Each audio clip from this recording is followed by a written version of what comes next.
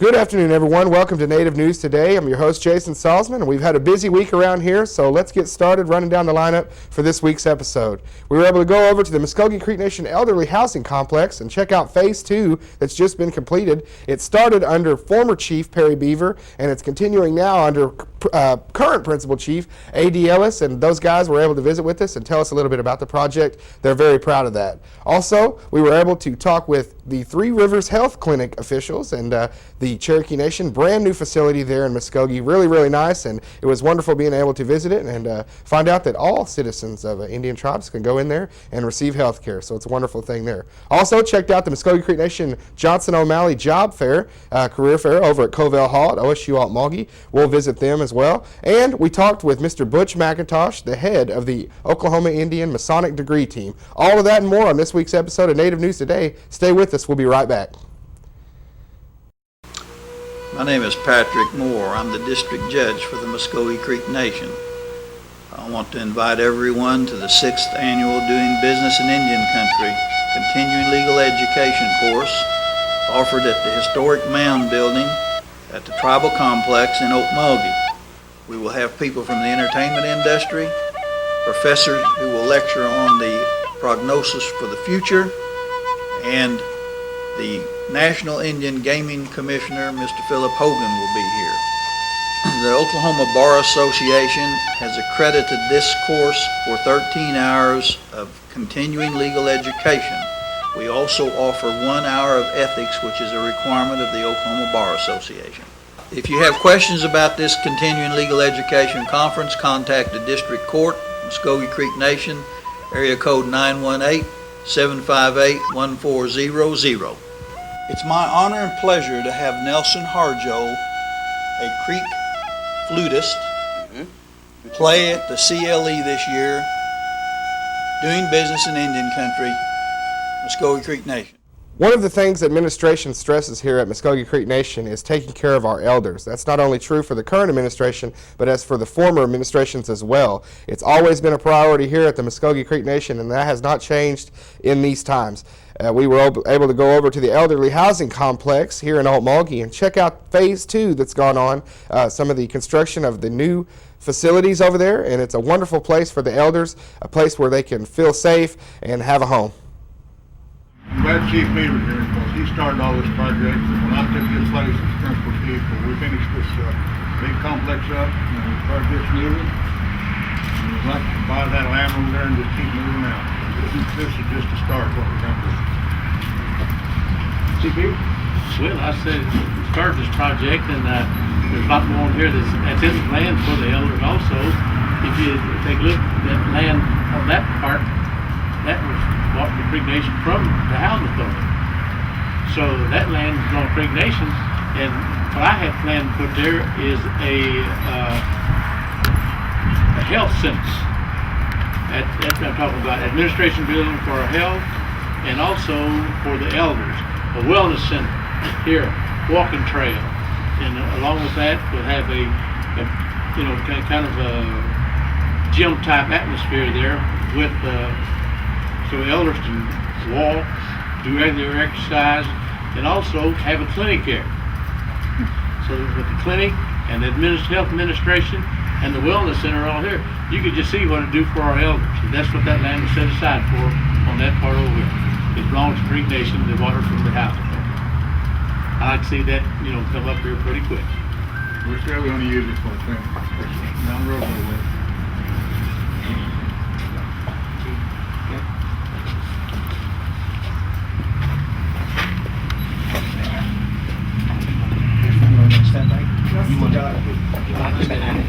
Chief, you keep it.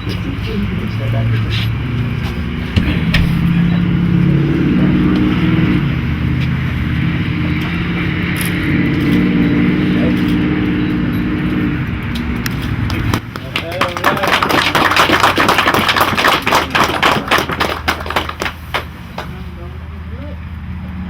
And after you turn, everybody's welcome to refreshments at the nutrition center.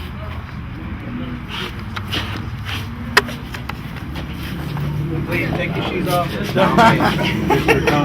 Yeah. black eyes, I'm bloody nose. It turned out very nice. The closet is the safe room, right here, right here.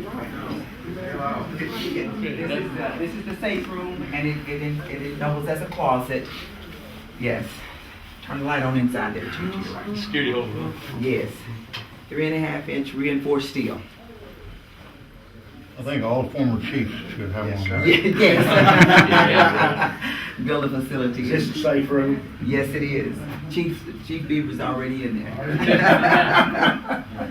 Boy, don't tell how many people you get in there if one was coming in. Well, 75 or 80, I'll bet you.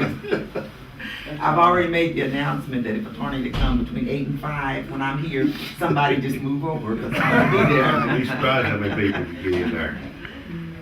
Visiting somebody that day. Yes, sir.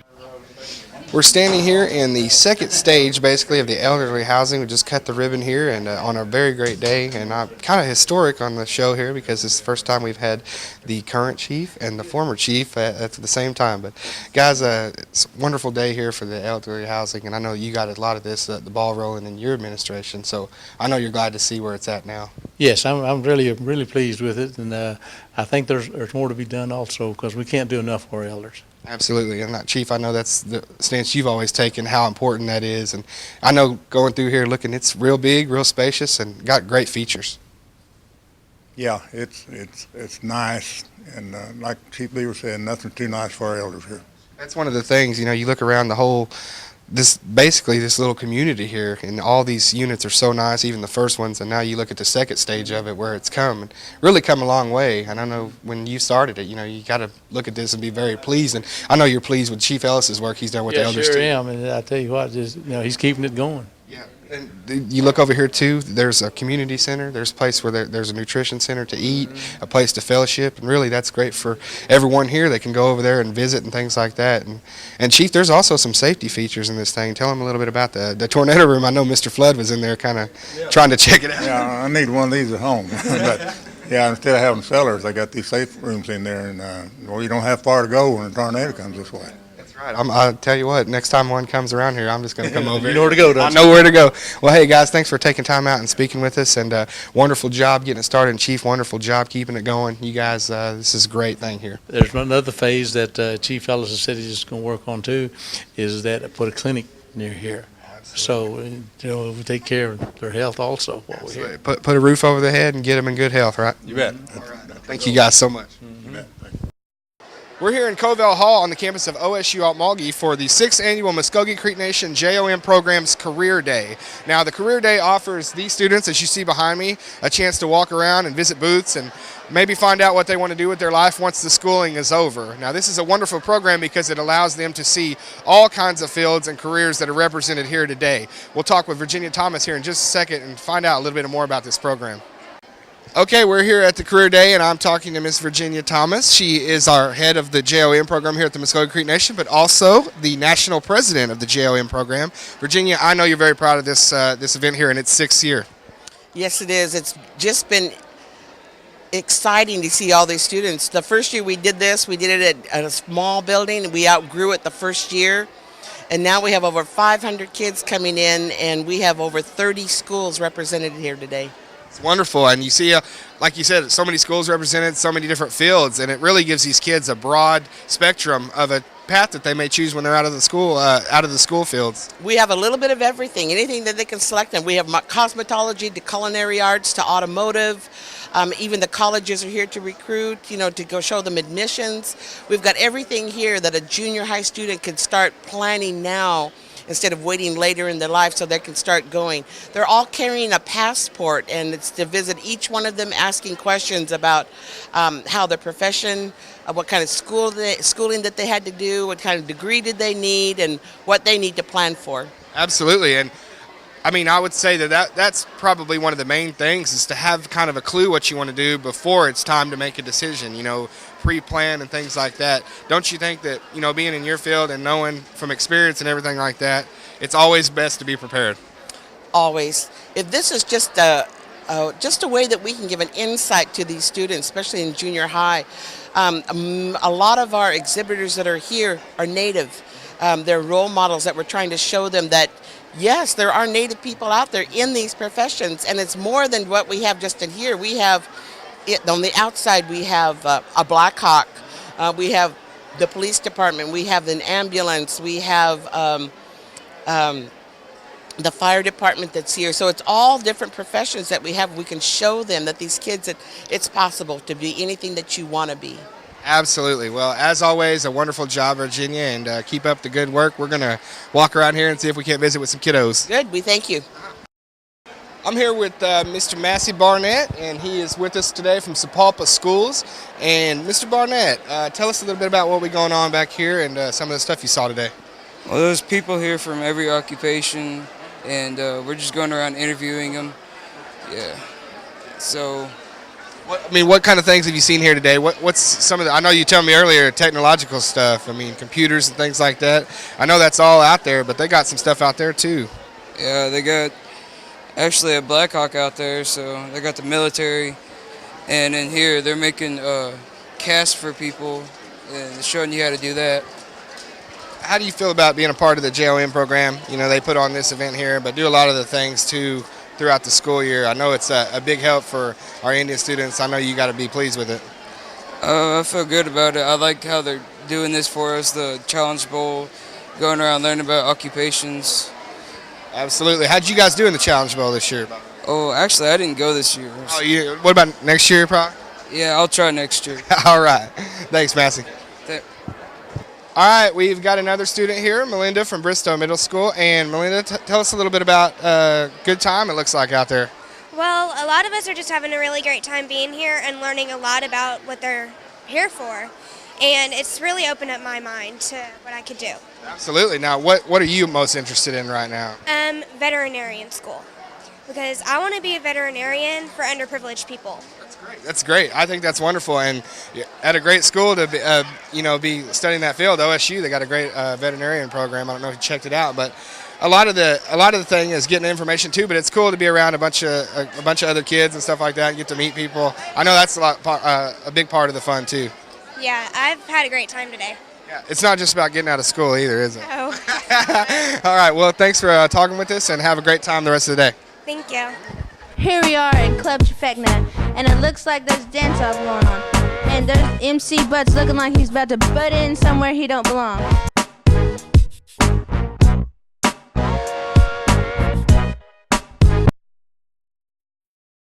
It looks like MC Butts just got beat down, and I knew there was something smelly about this dance-off competition, and it was MC Butts. Now Club Trifecta is a great place to be healthy and get your groove on. We are in Muskogee, Oklahoma at the Cherokee Nation's brand new health center, the Three Rivers facility. And as you can see behind me here, a wonderful place, and we're going to take a look inside and check out the operation. Okay, I'm here with Rhonda Cochran. She is the Regional Clinic Director here at the brand new Three Rivers facility in Muskogee. And Rhonda, I know yesterday you guys started seeing patients for the first time.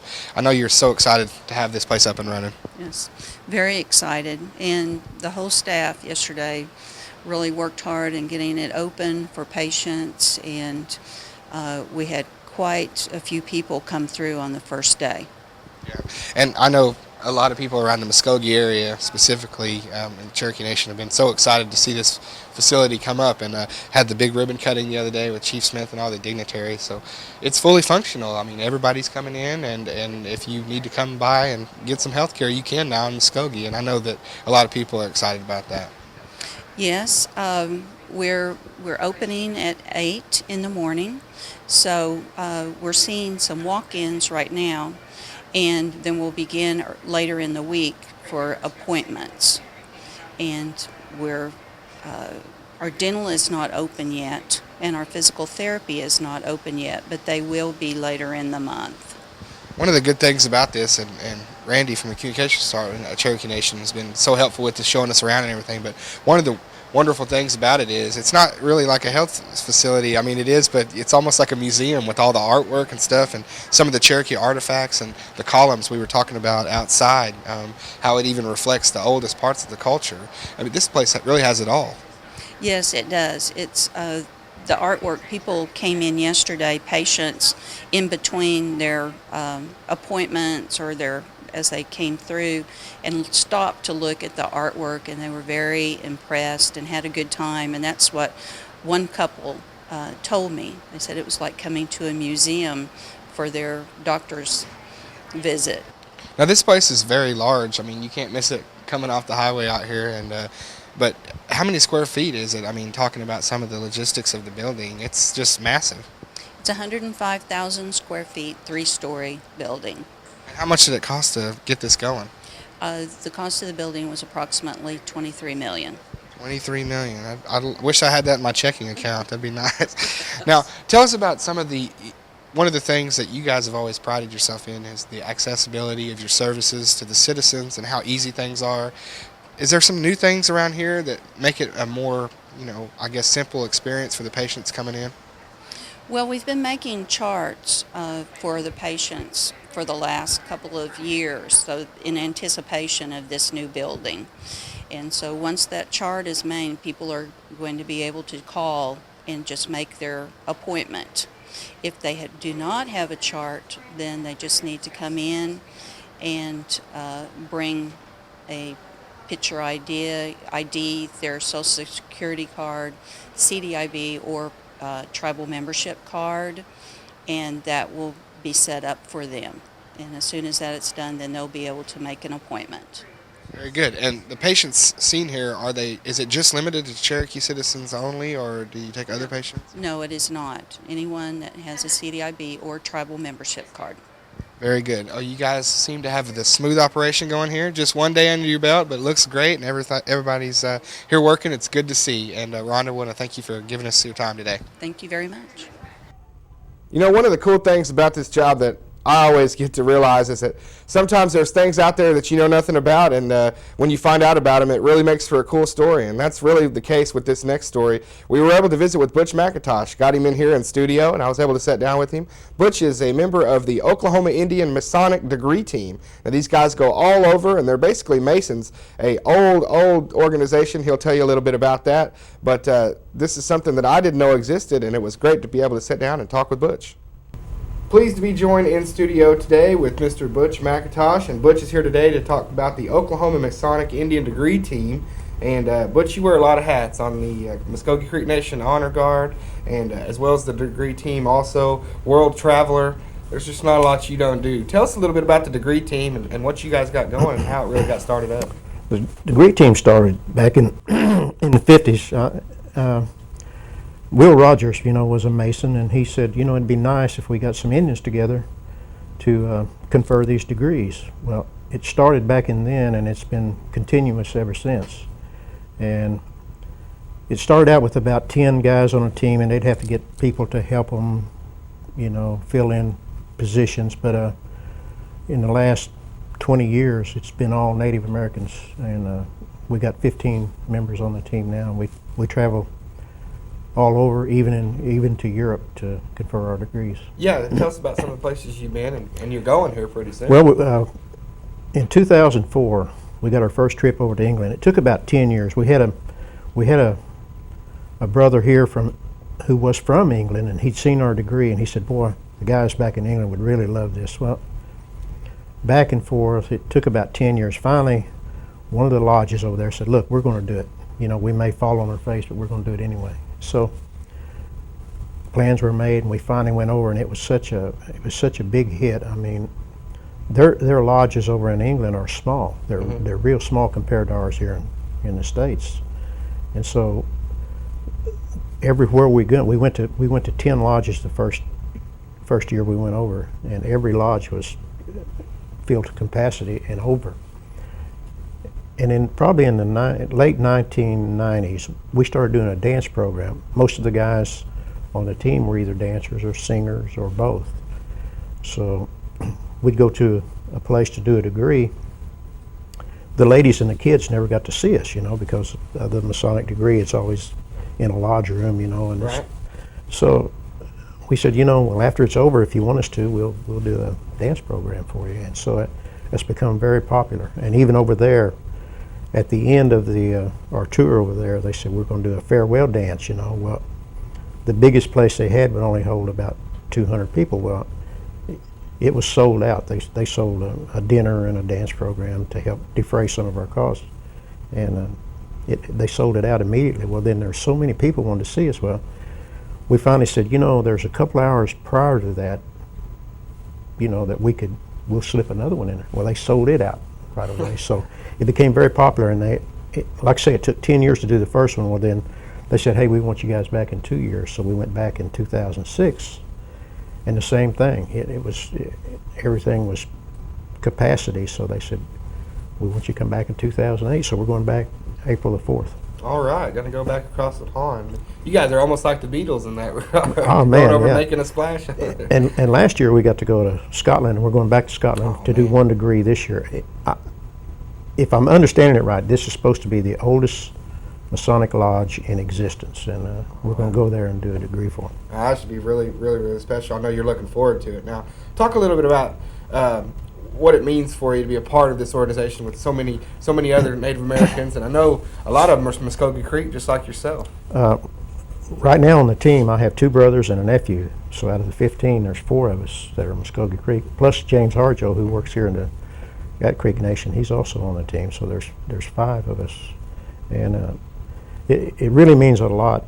Masonry, a lot of people don't know about it. They think it's a secret society, but it really isn't.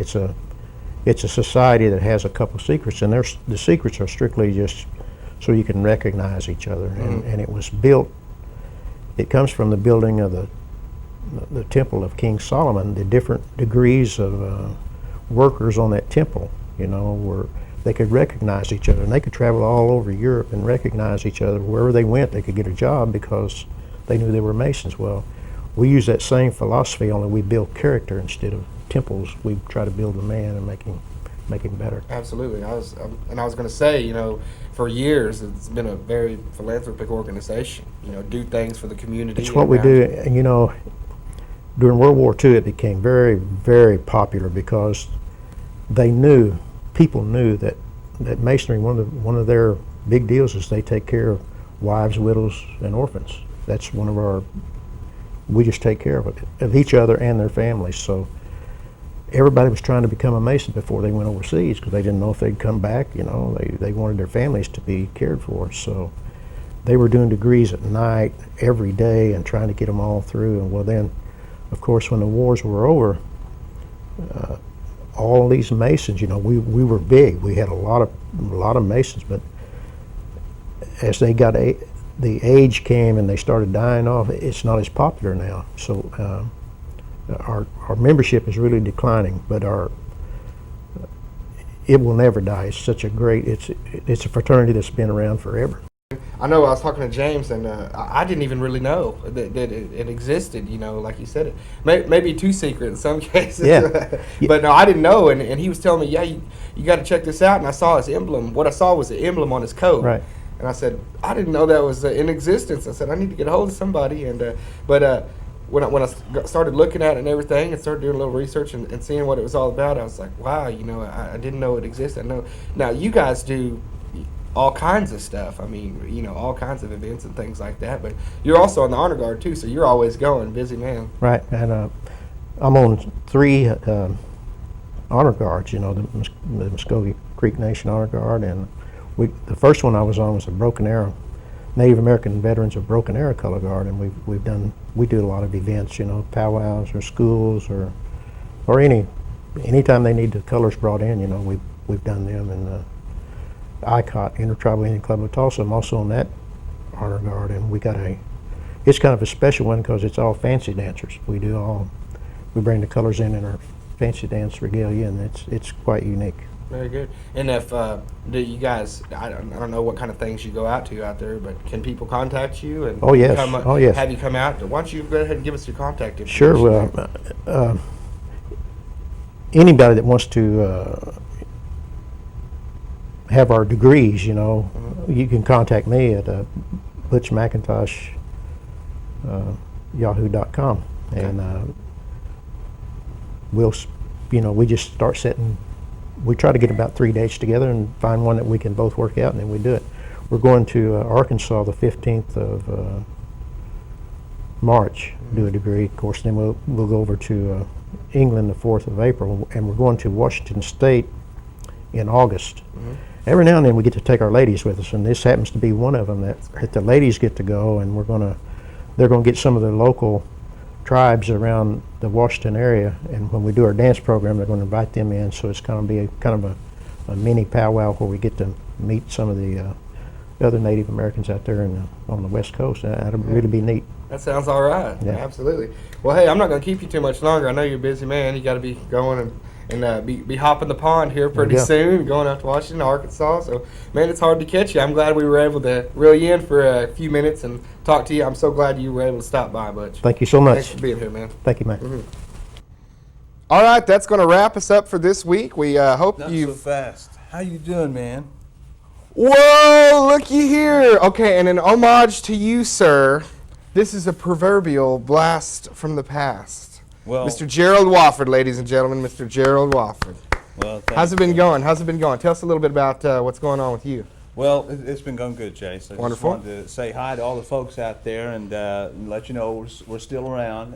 Yes. The other producer, Josh Lane. Yes, sir. We've been doing some documentaries. Tell us a little bit about those. Well, we've been working on one. We just finished one, Council Oak. Okay. The Council Oak tree, fabulous, strong structure that was not affected by the ice storm. Amazing story about that. Got into a little history of that. We're now producing a documentary on Creek Vietnam veterans. Wonderful, wonderful. So yeah. we want to put the inquiry out there. If there's Absolutely. any Creek Vietnam veterans out there, you'd like to share your story for a documentary, please contact us here. Yeah, and you can still contact us. You guys know where we're at. Hey, I was going to ask you, tell us a little bit about the NABC too, man. That's going strong, and I know you've been real busy with that. Well, our Native American Boxing Council, we're going to have some fights in March 15th at the Muskogee Casino there in Muskogee, Oklahoma. Native American Boxing Council, professional boxers. It's going to be professional and amateur card. Nice. I want to invite everyone to come on out. Bell time at 7 p.m. Yeah, the Ides of March is what it's being called there at the Muskogee Casino, and little play on words to the famous Julius Caesar by William Shakespeare. I know, sir, that you are a literary and journalistic god in these parts, so you had to throw that out there. Well, with the Creek connection, we'll say Julius Miko. Yeah, Julius Miko. I love it. See, he can go away for a while, but the jokes stay. G-Woff, take care, buddy. We'll see you next week, and we'll see you next week, too.